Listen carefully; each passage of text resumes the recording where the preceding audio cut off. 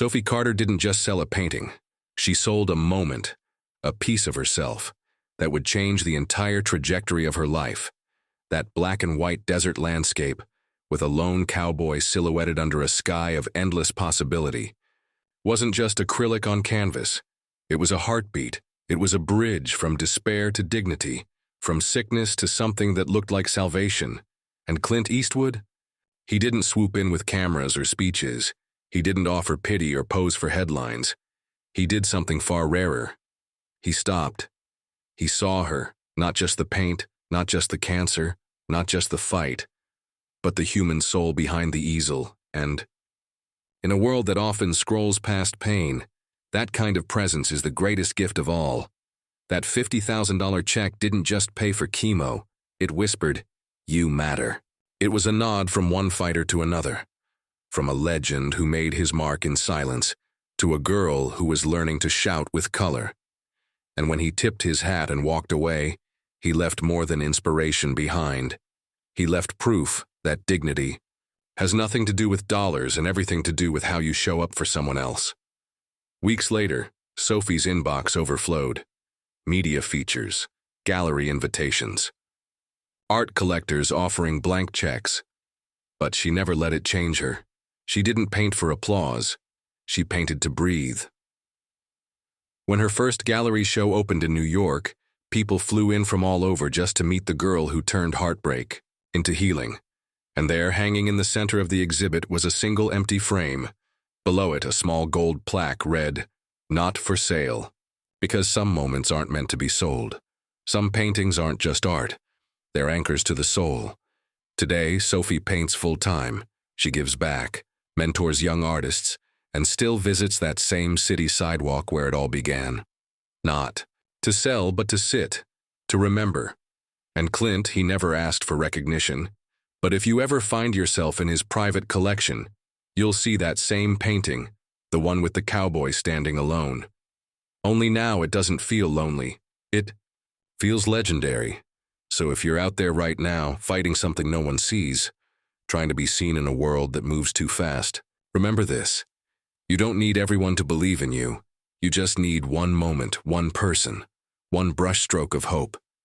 Because sometimes when the world is watching the wrong things, the right person walks by, and everything changes. If this story moved you, subscribe, share it, and tell us in the comments. Have you ever been seen when you needed it most?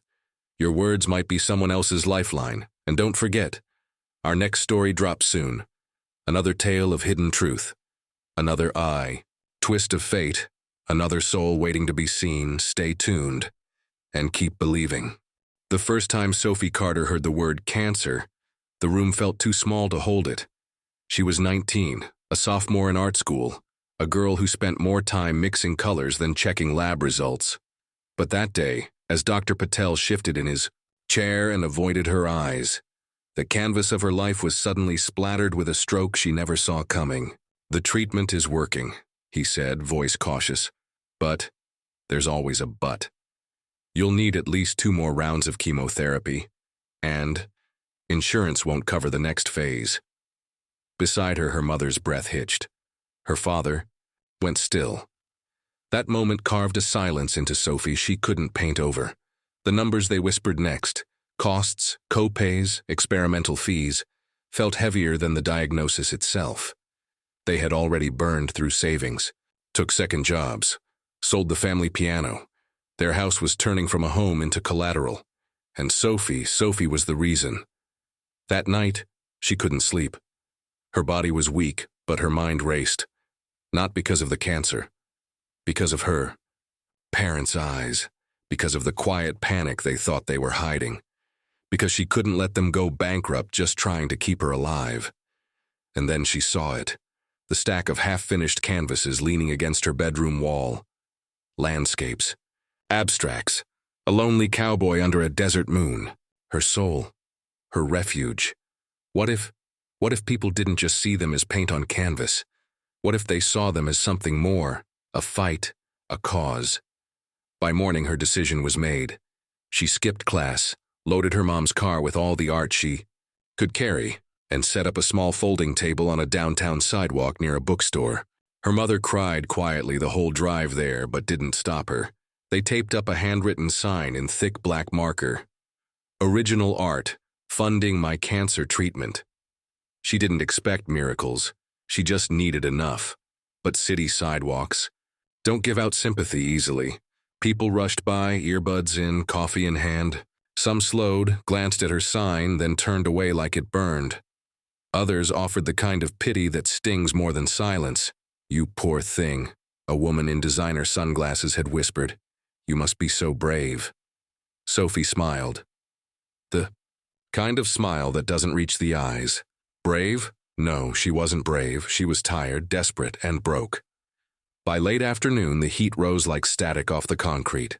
Her head throbbed. Her fingers were trembling. A businessman stopped, read her sign, and said, "Real artists don't beg," then walked away. It felt like a punch, but she stayed, hour after hour, because hope, thin, stubborn, fragile, was still alive. Then just as the sun began to dip behind the office towers, it happened, an older couple, slowing down, smiling. The woman, in a soft floral dress, ran her fingers along a canvas of a purple and gold desert sky.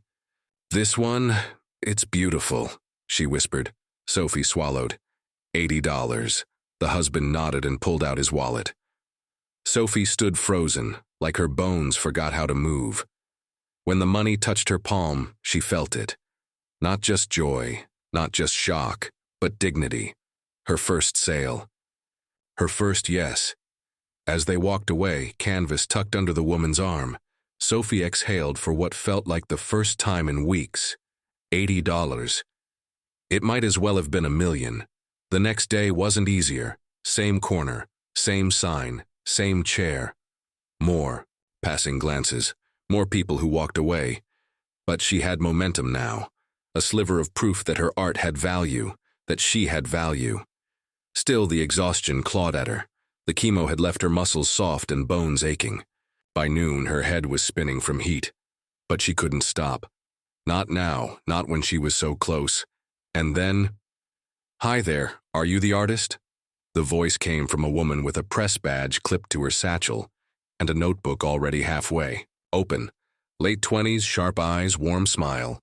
"I run an online arts blog," she said. "You mind if I take a few photos?" Sophie blinked. "Really? Really?" She snapped photos of the table, of Sophie, of the sign. "And what's your story?" she asked gently. Sophie hesitated, then told her everything, or as much as she could without breaking. About the diagnosis, the debt, the fight. The journalist's pen moved fast. "People should hear this," she said. "I'll make sure they do." Sophie had heard promises before. Kind words. Well-meaning strangers. But that night, as she lay, in bed with her body aching and her soul stretched thin, she let herself believe in this one. The next morning, Sophie arrived early. She didn't expect much. A few more pity glances, maybe another kind couple. But something was off. People were already there. Not just walking by, waiting. A woman bought 2 paintings.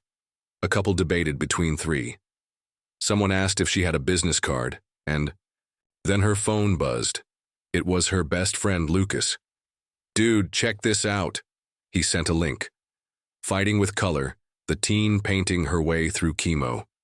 The blog article had gone viral, shares in the thousands, comments pouring in. People were tagging friends, donating, asking about commissions. The internet, cold, vast, unpredictable, had seen her. She looked down at her chipped fingernails gripping a paintbrush. She wasn't invisible anymore, but she had no idea that the next person who would stop by her booth wasn't just a customer. He was a living legend, and he wasn't coming to admire her art. He was coming to change her life. By day 4, Sophie had sold 3 paintings. Her goal still felt miles away, but the blog article had changed something. People no longer passed by with the same indifference. Some stopped, some smiled. A few pulled out bills, asked about prices, or told her they'd been moved by her story. But it was still a slow grind, and her body wasn't making it any easier. The chemo fatigue was growing heavier. Her limbs trembled even when she sat still. The sidewalk felt harder every hour, and the summer heat was a weight she couldn't shake. She wiped sweat from her forehead with a paint-streaked napkin, her eyes half-lidded with exhaustion. That's when the presence arrived. She didn't see him at first, she felt him. A stillness. In a city that never stops moving, this man didn't rush, didn't scroll through his phone or fidget. He stood there, hat tipped low over his face, hands in the pockets of a weathered eye. Leather jacket. At first, Sophie barely glanced up. Just another passerby, but he didn't move, didn't speak, he just looked. Not at her, through her. At the art. At the pain behind each brushstroke. "You see anything you like?" she asked, her voice dry, cracking around the edges of her exhaustion. The man gave a half-smile, a slow one. "Depends," he said, voice low and worn like gravel under boots. "What's the story behind these?" That made her pause. Most people asked the price, few cared about the story, fewer still meant it. She took a breath, then told him, not the rehearsed version, not the clean one, the real one, about the diagnosis, the chemo, the debt, about her parents skipping meals to pay medical bills, about painting in the middle of the night when she couldn't sleep from the nausea, about this sidewalk, this little stand being her last shot. She didn't cry, but her voice wavered once. The man listened, really listened. No pity, no "you poor girl" smile, just silence and steady eyes. Then he reached for a canvas. The desert one, the one with the lone cowboy beneath a vast empty sky. Her favorite, the one that took the longest, the most personal. She thought of her dad watching old westerns, of her own feelings of solitude. That canvas was her. He held it up, turned it in the light. "I'll take this one." Sophie blinked. It's $200. But instead of reaching for a wallet, he pulled out something she hadn't seen in years. A checkbook. She stared. "Seriously?" he wrote slowly, carefully. Ripped the check off and handed it to her. She took it, hesitated, and looked. Her breath caught. Her hands trembled. $50,000, $50,000. She looked up, stammering. I think you made a mistake." That's when he tilted his hat back. Her world shifted. Clint Eastwood. Not an actor playing a cowboy. The cowboy. The man whose movies played every weekend in her living room growing up. Her dad's idol. A legend whose silences said more than most scripts. "I didn't make a mistake," he said. "It's a damn good painting." Sophie's mouth opened, then closed again. Her knees felt like water. And then, just like that, Clint Eastwood tipped his hat, nodded, and walked away. No speech, no cameras, no entourage, just a man in a hat who had changed everything. At first, no one noticed. The world kept moving. Then someone gasped. A teenage boy froze, phone in hand. "Wait, is that Clint Eastwood?" Then someone else. Then everyone. Phones rose. Cameras flashed. Whispers turned to shouts. "He just bought a painting. That girl, what's going on?" A businessman who had walked past her earlier turned back around and pointed at the check in her shaking hand. "Did he really just give you that?" Within seconds, her once ignored table became the epicenter of the city. A woman pointed. "I want this one." A man shoved cash into her hand without asking the price. A teenage girl whispered, "She's the one from the blog." Within minutes, the entire booth was picked clean. Paintings that had sat for days were suddenly hot commodities. No haggling. No questions. Just belief. One woman cried as she held a painting of a tree at sunset. "My daughter's going through chemo too," she whispered. A man handed her a business card. "Let me know if you ever want gallery space." Sophie was numb and wide-eyed, clutching that check, watching her world spin on its axis. And Clint? Gone. Vanished into the crowd like some mythical figure on a horse riding off into the dust. But the aftermath remained. Her inbox exploded. Thousands of messages, orders, donations, offers to sponsor her treatment. That night when she got home, her phone wouldn't stop. Ping, ping, ping. Her friend Lucas called, "Dude, you're trending." News sites picked it up. Hollywood legend buys cancer patient's painting for $50,000. Clint Eastwood changes teen artist's life with one unforgettable purchase. And at the center of it, Sophie. Not just a girl selling art to stay alive, but a symbol, a warrior with a paintbrush. She sat on the edge of her bed, check still in her hand, her mother beside her, crying silent tears of disbelief. Her father staring. At the screen, jaw slack, Sophie whispered, This really happened, didn't it?" Her mom nodded. Her dad said, "I always told you those cowboy movies had heart." And in that moment, Sophie didn't feel like a victim, or a patient, or a girl begging for a miracle. She felt seen, not just by a celebrity, by everyone, by the world. But little did she know. The check was just the beginning, the real journey, the gallery invites, the commissions, the final chemo session. All of it was still ahead, all because one man chose to believe. For most people, life changes gradually. For Sophie Carter, it changed in 24 hours. The Clint Eastwood moment, as it would come to be called, was no longer just a story in her life. It became a national headline. Local reporters picked it up first. Then it spiraled into something much bigger. Within 2 days, Sophie was featured on national morning shows, radio interviews, and trending hashtags. Cowboy and the Canvas. Eastwood Effect. Hope on Main Street. People didn't just want to hear about her art anymore. They wanted to own it. Sophie's email inbox turned into a flood zone. Commission requests poured in from around the country. Some from everyday people who had connected with her story.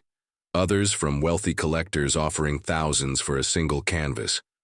One woman in Texas offered $10,000 for a sunset piece that reminded her of her late daughter. A man from Oregon asked Sophie to paint a portrait of his wife, who was fighting cancer too.